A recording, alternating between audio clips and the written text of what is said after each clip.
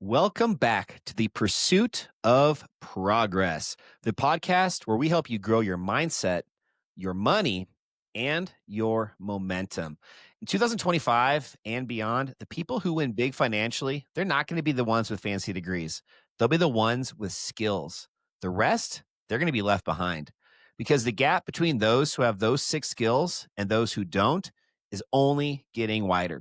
That's why today we're actually going to be sharing with you guys the growth framework.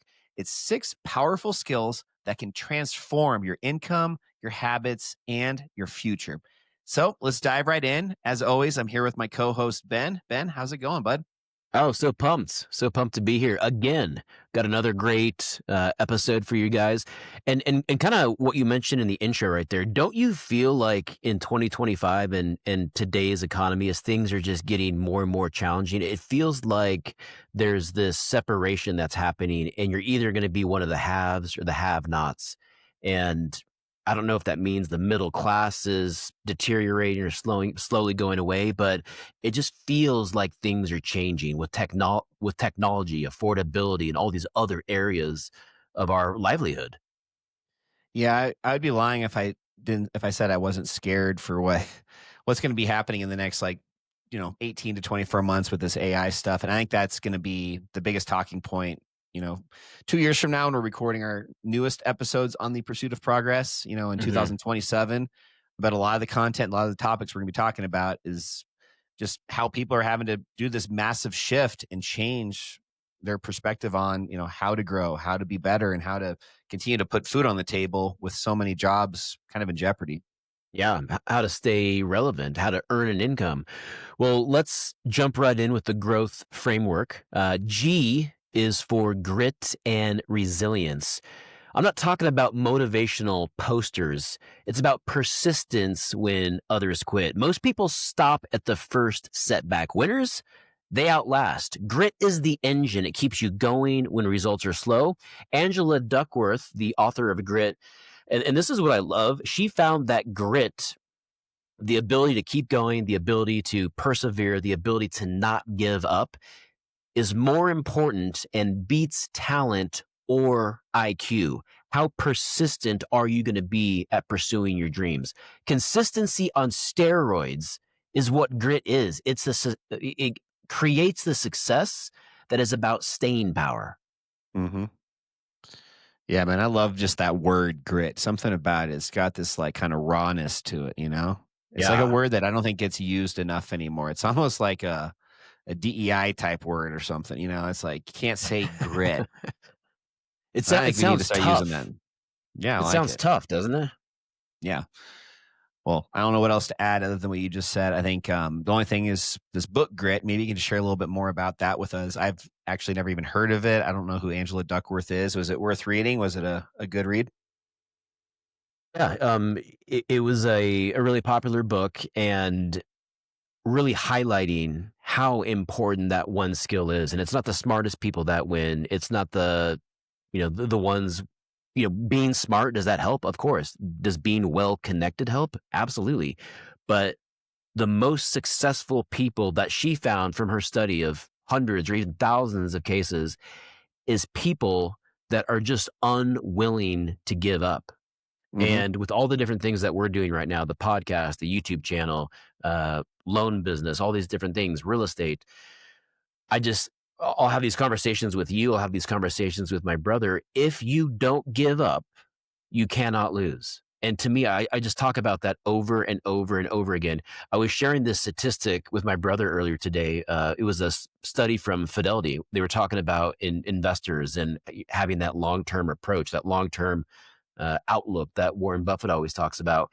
And so they ran a study that ran decades. And guess who the best investors were over their 50-year study? I'm not sure. People that were dead, because they just left their accounts alone. They died and then they never took money out of their accounts. They just left their money in the accounts. The second best performers in that study were people who had set up accounts and forgot about them. It's What does that crazy. tell you? Meanwhile, these geniuses on Wall Street and people that are saying that, yeah, that's crazy, dude. I never had heard that before. And so they stayed in the game because they died or they forgot that they had these accounts. And so when you stay in the game, when you stay in the game long enough, whether it's real estate, I was just thinking back to some of my real estate wins. And the reason that I have won in real estate is because I have had the discipline to not sell or not cash out and take all of my equity out and do something dumb with it. um, Having that long-term vision. And if you don't give up, you cannot lose. You can't lose if you don't give up. Hmm. That's great. Well, let's jump now into our second. So that's going to be R. So again, this is the growth. So G, Ben just did that for grit. Now we got R, which is resource optimization. And basically, this is just the time, energy, focus, even money, all these things. Most people, they waste them. Warren Buffett, again, he spoke on this a little bit recently in an article that talked about how really successful people, they say no to almost everything. And Ben and I actually are both so passionate about this. We did a recent episode, if you guys checked out last week's episode where we talked about this, just the power of saying no. Mhm. There's a big difference between just being impulsive and being strategic with what you're putting your time and your energy and your money towards. Yeah. $300 a month could be, wasted on impulse type stuff. I mean, it adds up. That's $4,000 a year. So really just understand what's important and just make every ability that you can, every effort you can to track that, track your time, protect your energy. And by doing all of this stuff, hopefully be also budgeting with your money. The most successful people in the world, they treat these resources like gold and they guard them like it is gold. They're very protective of their resources and just optimizing it any way that they can. What we're talking about today is building out a framework for your life. When you have a framework, you have boundaries, you have structure, you have a vision. If you don't have those things, it's very easy to say yes to everything. It's very easy to hop on Uber Eats and, I'm going to order this today. I'm going to order that tomorrow. And all of your time, all of your energy, all of your money, all of these resources that you have, they slip right out of your fingertips and you don't even know it's happening. And that's how most people live. 78% of people, 78% of adults either live paycheck to paycheck or don't even have a $2,000 emergency fund saved. It's because they're not intentional with their resources, their time, their energy, their money. It's crazy, man. Got to have the framework. Well, let's move on to the next acronym. O is for online presence building. So G.R.O. is for online presence building. This might ruffle some feathers because I think that if you asked a lot of people in our generation about being online and being present online, there's still a camp that says, well, I don't do that. I don't need to be on Facebook. I don't need to be on social media. But the reality is if you're invisible online, you are invisible in the economy. What got you here will not get you there. We are not heading. So the analogy that I use is, real estate agents that just continue to do door hangers. That is not where the world is heading for more door hangers. And when a real estate agent leaves something in my door or anyone, pest control, uh, it's like I get kind of upset. You come to my house, you ring my doorbell. That is not where the future is at. Social media just isn't entertainment, it's leverage. So many people make the mistake of consuming only, but they don't create. I think it's important to document your journey. I have a rule that I do not consume social media unless I create. And so that's why I release something every single day. A lot of times it's a reel or a short.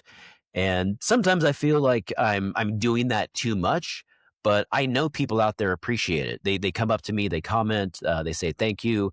I try and cover a lot of different topics, but I feel like if I'm creating, I then have permission to consume. And when I consume, I can consume more intentionally. I have better ideas. I'm able to be more creative, brainstorm. It just gives me more purpose. And also keep this in mind that being online, it builds trust, it grabs attention, and it gives opportunity to you because you're showing up with value. Employers and clients are going to be checking your online profiles. Make it count. Yeah, I love just the idea of how much faster we can progress in today's day and age because of the online presence. And this is still a competitive advantage, even after 20 years of the internet existing. There's still a lot of people, especially in the last few years, that are resistant in Mhm. I'm speaking in the real estate industry, where you just have a competitive advantage if you embrace this, even if you're only a couple years into it and you're going against, realtors and, loan officers, whatever aspect of real estate that have been in it for a decade or two. You can still, leapfrog in front of them, even with your production levels, just Yeah. through embracing what's popular today and what's really moving the needle. There's for people out there that are worried about getting on social and having like their friends seeing them posting 24/7. I get it. I post probably more than 99% of people out there. I have that same, concern today, but I have a different perspective at this point, which is I don't really care if somebody doesn't want to follow me or doesn't, enjoy the content I'm putting out, then it's one less person I can kind of be focusing my energy on and making sure that I'm providing value to the ones that are getting value from it. And the algorithm has completely changed over the last year with Instagram, YouTube, Facebook. Before, it was almost exclusively your followers, people that you had already connected with on social media, were the ones seeing your content. And in the Mhm. last year or so, this has really done almost a complete 180, where having 100,000 followers on a platform really doesn't matter as much anymore. It's all Mm. about just the quality of the content being put out. So now when Yeah. I look at some of my insights and analytics of content that I put out, it's 80% or more are non-followers, people that don't even know me. So when you look at it from that perspective, you could be putting out content 10 times a day. And if it's going out to people that don't know you, isn't that a good thing? Isn't that just 10 opportunities to get in front of different people, hopefully make some form of a connection with them where maybe they want to start engaging with you? There's just a very big, I think, challenge that people have that I do too, but just getting Yeah. past what other people are going to think about you and just being more focused on what the value is in the content that you're putting out there. Yeah, I can relate to that. I'm on my own social media journey as well. I don't post quite as much as you do, but I am posting stuff every day. I'm putting stuff out on my stories, Instagram, Facebook, and sometimes I have those same self-doubts. But what I have realized is that I am on this journey. I can't get better and improve my content, my value, my communication unless I am willing to put this stuff out. And so it's going to be really fun to look back 10 years from now and just see the growth. One of my mentors, Dan Martell, has talked about this, and it took him 10 years to really build up his YouTube following. I think he just hit 2 million here in the last couple of weeks. But through 9.5 years, he was at around 100,000 followers. And then again, did not give up, kept going, kept building, kept posting. And then now he's had this volcanic eruption where he's one of the most popular influencers right now across all socials. And so that is the attitude that you have to have. I'm not going to give up. I'm going to keep getting better. I'm going to fail. We talked about that a couple weeks ago, learning to fail forward. And as long as you have that growth mindset, again, you cannot lose. Hmm. Well, let's just jump now into our fourth one. So again, just kind of doing a little recap here since we're about halfway through. G was for grit. R was for resource optimization. Ben just shared what O stood for, online presence building. And now we're at the fourth, which is W, which is wealth management. So most people, they really don't have a money problem. They actually have a management problem. It's a really important concept here. Income Yeah. doesn't matter if the money doesn't stick. You really need to track every dollar, maybe build out a dashboard, maybe have a weekly money meeting, whether it even is just with yourself, just reviewing all of your accounts. I love this quote that I use a lot in my business, which is related to KPIs or key performance indicators. And it's just that you can't manage what you don't measure. And it kind of falls Mhm. right in alignment with this. You want to invest in assets. You want to automate your savings accounts. You want to learn a new wealth skill every single month. Wealth isn't an accident. It's not something that you're born with. It's not some, skill that some people have and some people don't. It's a system, and the Yeah. ones that perfect it are people that really put a lot of their time, energy, and just passion into getting better at this very specific skill set. Yeah, what's interesting is that our culture has always focused on income. We're talking about celebrities' income, athletes' income. All of this is public information. And a lot of people in our industry, real estate agents, loan officers, investors, they're always talking about income. But what everyone always leaves out is what are you doing after the income comes in? If you make $300,000 a year, but you spend 330,000, you're just broke at a higher level. And so that is what people aren't and part of the reason is our culture also pushes that. They want you to consume and spend.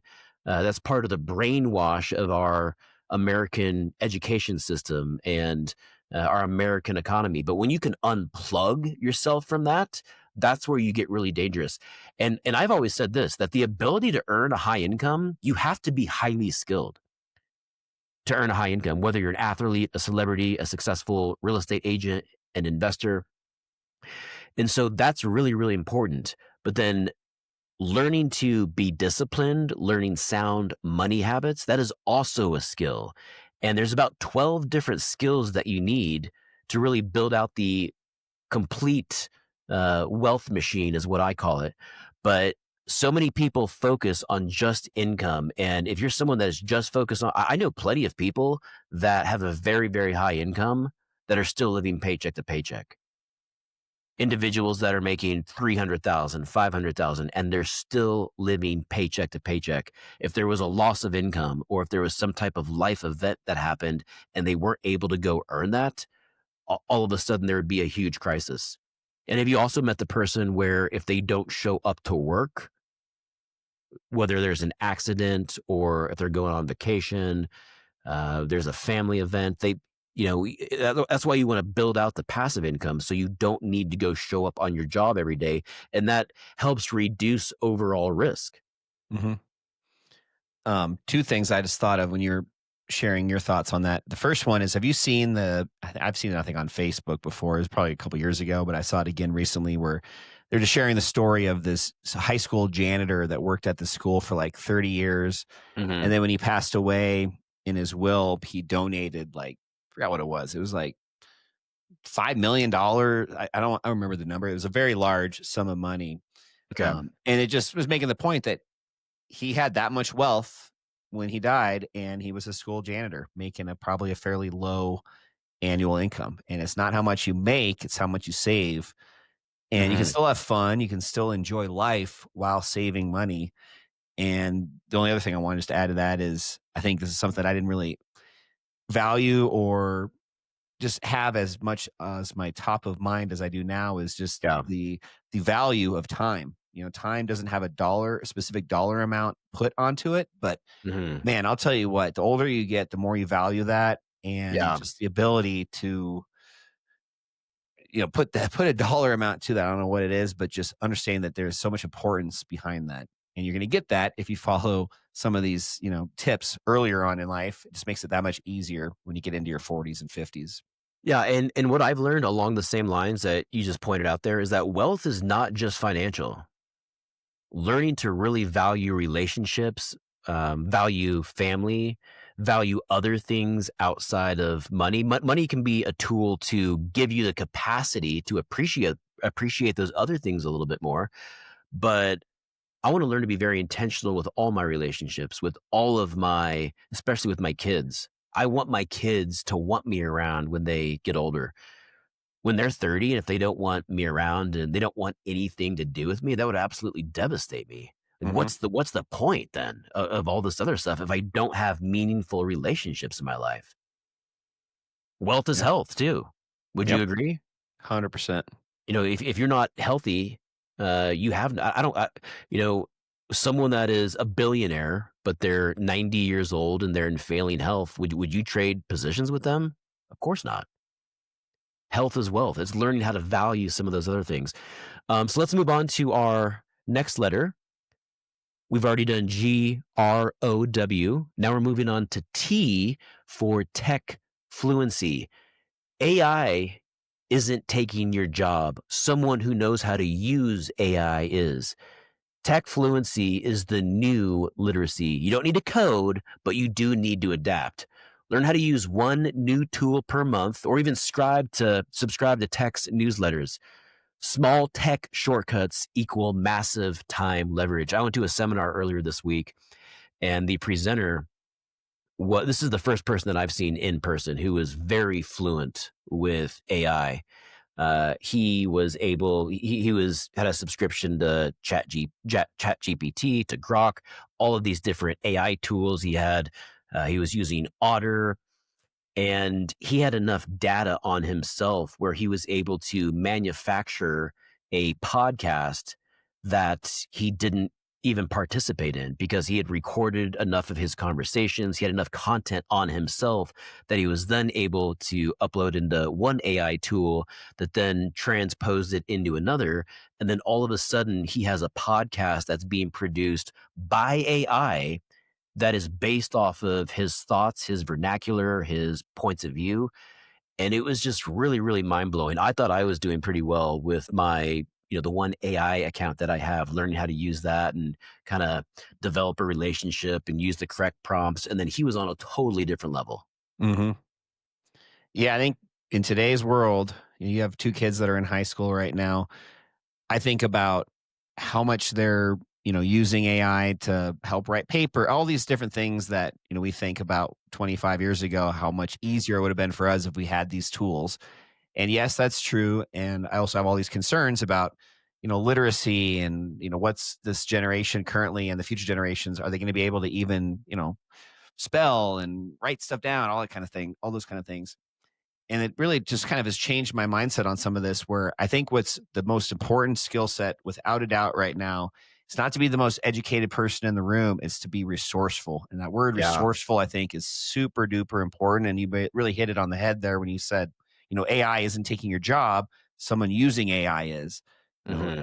being able to be resourceful and understanding maybe not what the answer is, but understanding how to efficiently find out what the answer is, that truly is, I think, the biggest skill set to have if you're trying to achieve big things in life.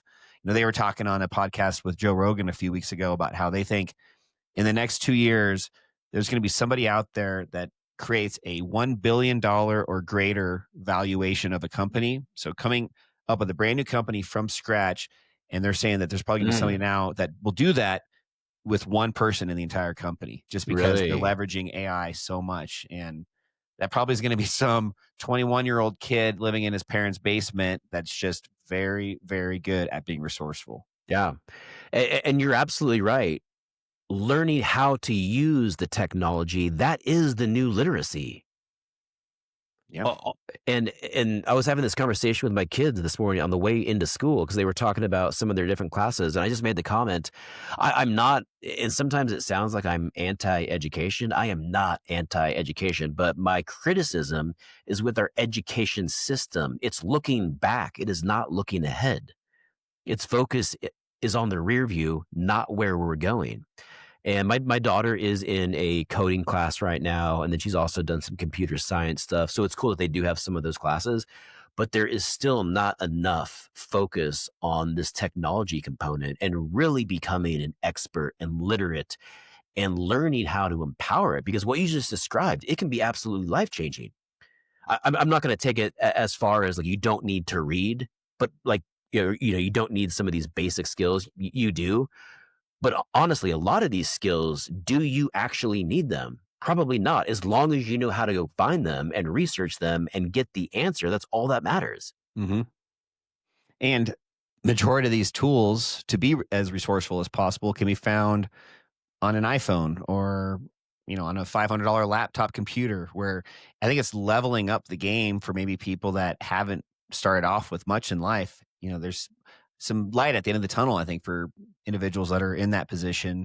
because if you learn how to be resourceful, you can leapfrog it, like I said earlier, over so many people that are resistant to this. The technology component, people are so out of their comfort zone. They don't want to learn it. They're afraid of it. Even myself, I was a little slow to embrace it. It can be very intimidating. So I understand why people are reluctant. Um, but you gotta jump in. The reason I'm learning it is not because I necessarily want to. It's because I know this is where the future is headed. I'm not an expert, but I got I call her Cortana. For all the Halo fans out there, I got Cortana downloaded on my phone, and I have her on my desktop. Whenever I need something, I have prompted her to respond in certain ways, and it's just fascinating how impactful uh, this AI is, and I'm just using it on a very basic level. And for anybody listening today or watching our video version on YouTube, if you guys would like a few of these prompts that we're talking about that are working really well for us and our businesses, shoot either of us a direct message on social media, and we'll love to share a little bit more on some of these specific prompts that are beyond maybe what you're using right now that could really help you guys get a little bit more in the deeper side of AI and really help it start being more resourceful and working for you. Yes, please. All right, so let's Um, just wrap this out now with the fifth and final one. So we got G.R.O.W.T. Hold on, G.R.O.W.T.H. Yeah, so that was five. We're on to the sixth. Excuse me. yeah. I can't count. So the last and final one is our H. So out of growth, we're down to the final one, which is H, which stands for high impact communication. So influence equals income in this world today. Jimmy Buffett, Warren Buffett, Jimmy Buffett had a few cheeseburgers. I was listening to Jimmy Buffett earlier. Actually, I like Jimmy. Stop the podcast. Start it over. Yeah. Warren Buffett. I think it's because I'm thinking about Cracker Barrel or something. Yeah. Warren Buffett talked about how improving communication can really be a 50% or greater boost in your career value. Practice different skill sets to improve on this. Practice storytelling, record yourself speaking, Hmm. refine your message, be more intentional about the words that are coming out of your mouth. Clarity is a lot more important than complexity, and confidence is what comes out of volume. Ben talked about, earlier on this episode about YouTube and just how it's this challenge at times, putting out content week after week after week, but it's through that consistency that you build that confidence. Mm. Volume is really another word for consistency.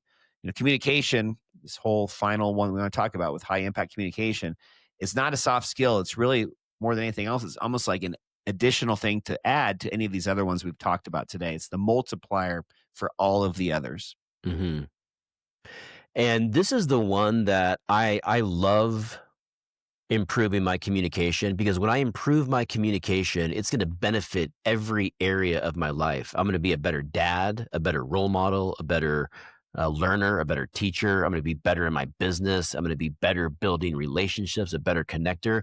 It's one of those skills that if you can grow, it's going to have a tremendous impact on your life. And one thing that I've realized, I've been following this influencer who is focused specifically on communication, and he's constantly talking about how your voice is an instrument.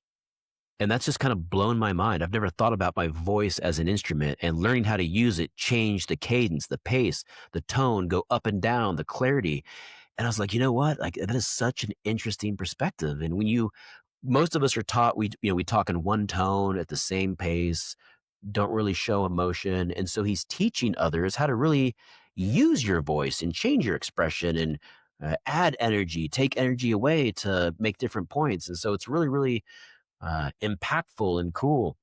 And I think that, going back to the conversation about our education system, I believe that communication, that should be a majority of what our students are learning, how to become expert communicators with tech. I would put tech fluency in that, but then person to person, uh, written on things like their mobile, learning how to be a high value, high impact communicator, because that is something that's going to benefit every area of your life. And I don't know about any of you guys out there that have started to be at least enough involved with AI where you can identify when other people are using AI. Kind of to end this point on my end, I think one of the biggest values of communication is embracing that personal brand that hopefully you're building, because that's really Hmm. going to be your kryptonite when AI does continue to evolve. The only way that anybody can stand out is through some of these personal branding, just the ability to communicate in a way that still is authentic and coming off Yeah. naturally as you, and not as something that's been prompted by a chat GPT type response. So just having that ability to really Create that voice today and just continue to build that out. And then the other thing before Ben, I'll let you close this episode out that I want to share with everybody is with Alex Ramosi, something we've talked both about quite a few times over the last couple of years. But one thing that related to content and communication that I love from him is he talks about it's not about value it's not about seconds of value. So if you create a 60-second video on something, the Hmm. seconds of value, so that 60 seconds, that's really not what's important. What's more important is the value per second. So Okay. when you start to put together content, maybe you put together a 60-second reel on your Instagram, well, could you maybe have reviewed that a few times and maybe created a better version of that that only took 45 seconds, where you packed that same amount of value per second? It's a shorter period of time. Nowadays, people are so limited on their attention span, and this aspect of communication, I think, is the part that a lot of people overlook, is just, and Mm. it's only going to happen through repetition, is getting really good with seconds, value per second, not seconds of value. Yeah, making your words mean more. Have you ever been around that person that it takes too many words and too much time for them to get their point across, and they constantly communicate like that, and you're always like, okay, shut up, I get it, like let's go, like let's move on. It's so frustrating being around someone like that because they just use too many words. And I am guilty of that, and I still am. I mean, that is something that is very easy on paper, but very, very difficult to really execute proficiently. I mean, it's tough. Yeah. And then going back to your comment about some of the, are you able to recognize when AI is used? This is the part that I haven't figured out, but have you seen all of those AI stories on Facebook and Instagram? And it's just some total bullshit story, like completely made up with AI generated photos.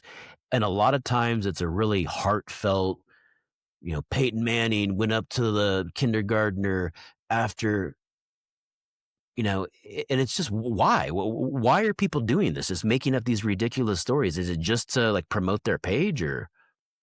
I don't know. It's the same thing with these text messages that I'm getting 10 times a day at this point. It's the one out of 10,000 that responds, and then they hook, line, and sinker them into sending them money over to Ethiopia or so. I don't know. Yeah. Yeah. Well, as we wrap up here, remember that skills build habits, habits build income, and income builds freedom. You don't need permission. You don't need a degree. You don't need the perfect time. You just need to start. If this episode hits home, send it to a friend who's leveling up. We got new episodes dropping every Friday, and we have the full video versions that are always available on YouTube. This is the Pursuit of Progress, and we will see you all next week. Have a great week. Have a positive and productive week ahead, you guys. We'll see you then. Love you guys.